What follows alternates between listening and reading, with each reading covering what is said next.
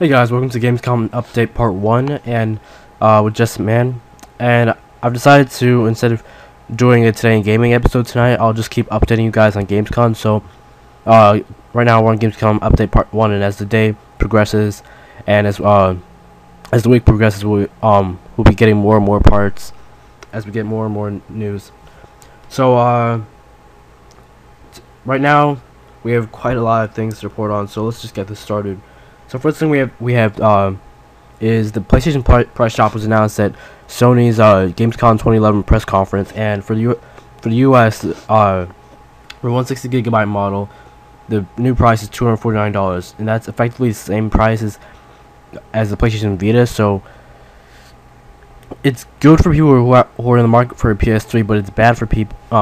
It's bad in a business sense because you're pricing your console the same price as your handheld that you're just releasing, and any sensible consumer who hasn't yet gotten a PS3 or a PS Vita will most likely go for a PS3, considering it has a stronger lineup than the PlayStation Vita will, and it'll have like cheaper games and such. But we'll just have to see how that goes. There wasn't a PlayStation Vita price drop announced, so maybe they'll announce it later on this week or something will happen with that. But the 320GB unit will now sell for $299, and the European and PAL territories will get the 160GB unit for $249, the 360GB unit for €349, and Japan will get each respective edition for 24,980 yen and 29,980 yen. Yeah, so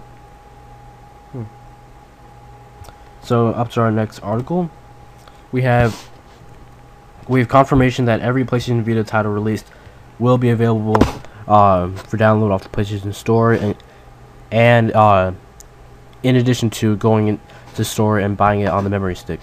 Now, Sony didn't announce how the pricing will work or when these titles will be released, like if they were released simultaneously to their retail counterpart, or if they'll be priced simultaneously to their retail counterpart, or if they'll decrease the price of the PlayStation Store iteration, since you'll be cutting out the middleman, which would be like your retailers and such. But as we get more information about this, I'll let you guys know. And I think releasing them all on the PlayStation Store is a pretty good thing. It's for those people who don't want to go outside and go to the retail store and buy it and have like tons of memory sticks just laying around. It's also for those people who have big memory cards and who can store all these games on that one memory card, or multiple memory cards if need be. And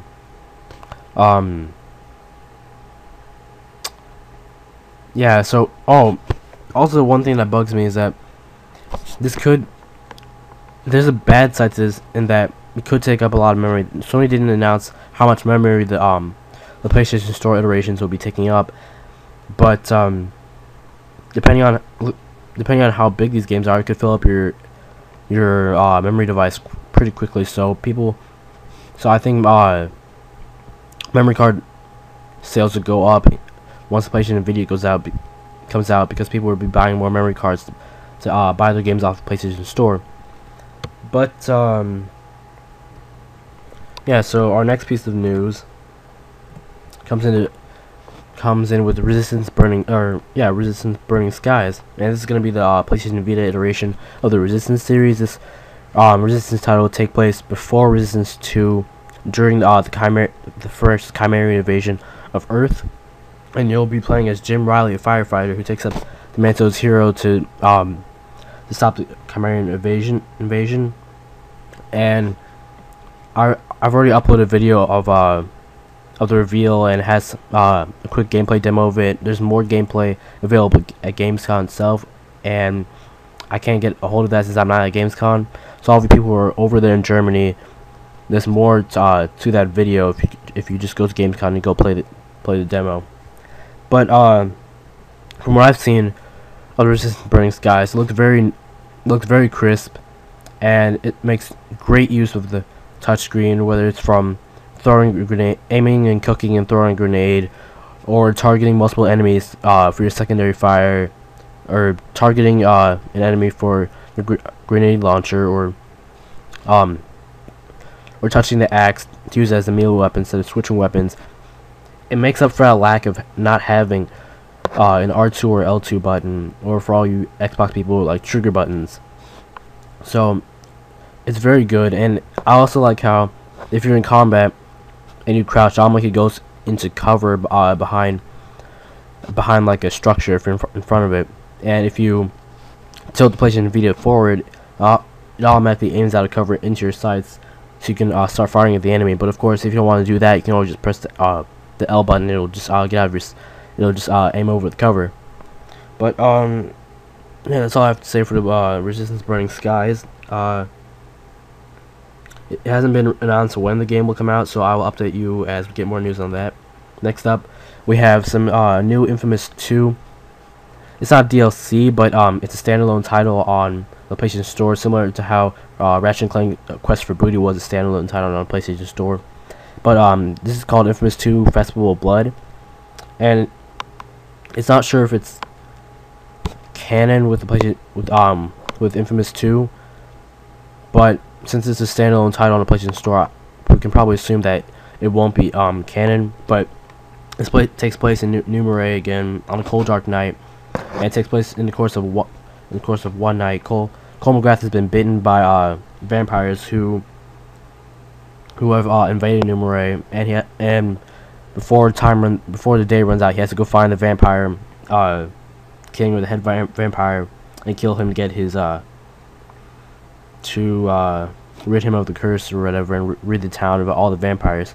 So I have the trailer in another video on my channel. Just go check it out. All the links to all the trailers and gameplay that I'll be talking about in this episode will be in a link in the description below, and I'll probably include an annotation as well. But Infamous 2 Festival of Blood so far looks interesting. I like the dark atmosphere it has to it, and how New Marais is changed up for Halloween and such, with gargoyle statues and everything perched on top of buildings. And I like Cole's design hasn't really changed much. It looks like he's more evil Cole than good Cole.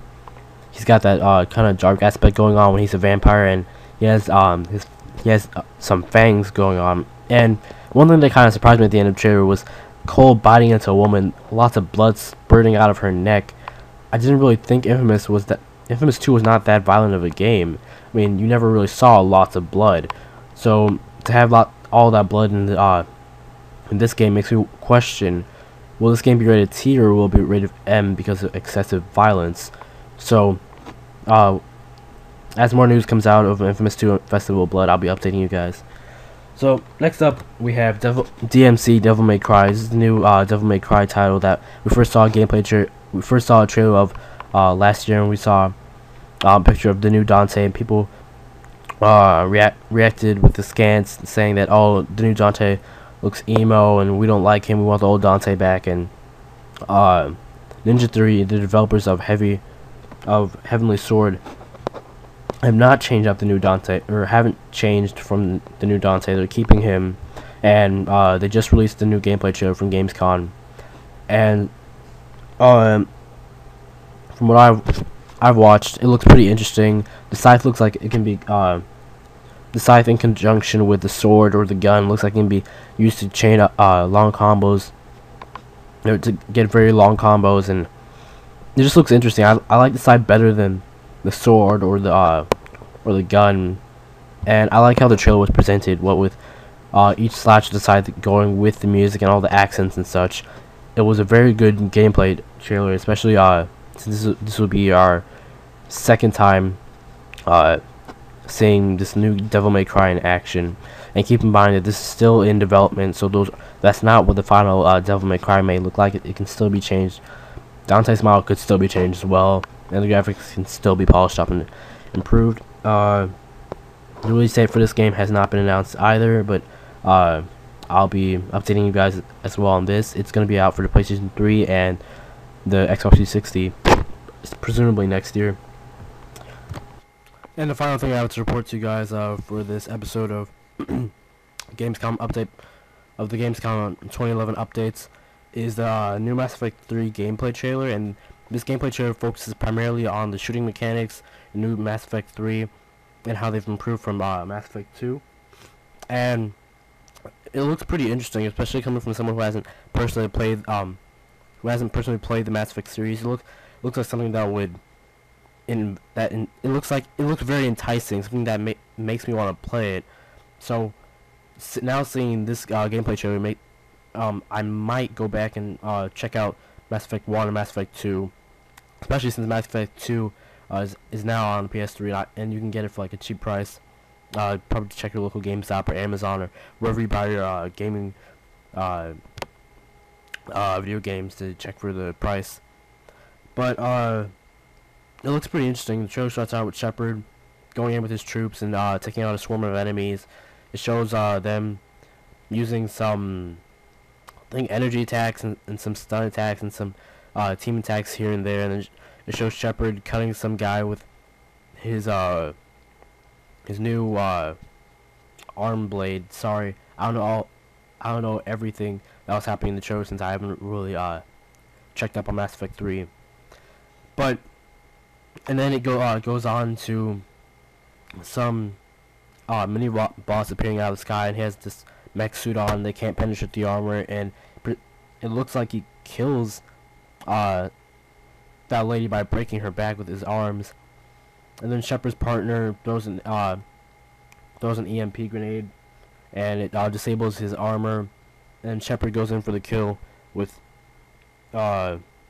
what looks to be a mine or something, or maybe a yeah, it looks like a mine, or maybe some type of special grenade for optimal destruction of mechs, or just something.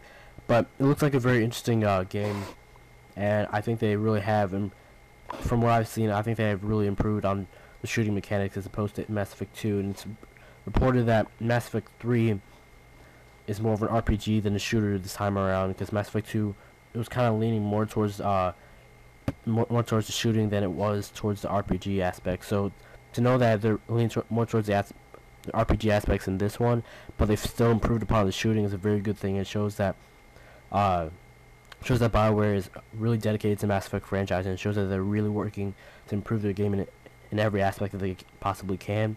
Mass Effect 3 will be out for the PlayStation 3, Xbox 360, and I believe the PC in March of 2012.